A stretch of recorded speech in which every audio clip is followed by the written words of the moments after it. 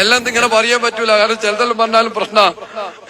ഇത് എന്റെ കൂടെ വന്നെടുത്തുണ്ട്, എന്റെ കാറിൽ വന്നെടുത്തൻ ഓന്റെ ഉപ്പ ഇപ്പൊ അങ്ങാടിയിലെല്ലാം ഒന്ന് പോയിങ്ങി വരുവാളൂ, വണ്ടി ഓടിക്കൂല. അയാളെ പണി ഗുഡ്സ് ഓടിക്കല. ഗുഡ്സ് ഇങ്ങനെ ഓടിക്കും, നമ്മളെ ഗുഡ്സില്ലേ അതെല്ലാം ഇങ്ങനെ പോകും.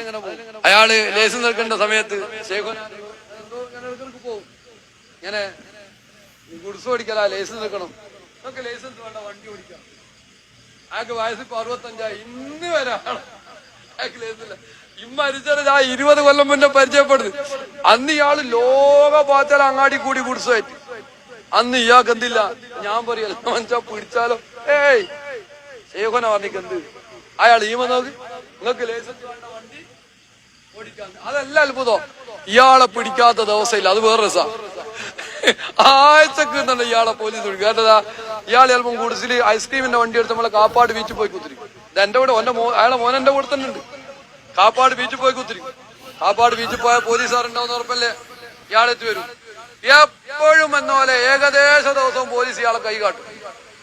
പേപ്പറുണ്ടോ, ഇൻഷുർ ഉണ്ടോ, ടാക്സ് ഉണ്ടോ, ലൈസൻസ് വെക്കൂല.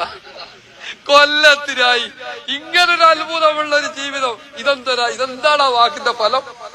എന്താണ് ഇപ്പോഴും അയാൾ ജീവിച്ചിട്ടുണ്ട്. പക്ഷെ ഏതോ മുസീബത്ത്, വണ്ടി മുസീബത്ത് വന്നാലോ ഇപ്പോഴത്തെ കാലത്ത് ഓരോ മരിച്ചതിന് ശേഷം പറയാം നമുക്ക്. അപ്പോഴത്തെ പിന്നെ രേഖയില്ലാന്ന് പറയും. അതാണ് ഈ പ്രശ്നം. എന്തൊരു അത്ഭുതമാ, എത്ര സംഭവമാ.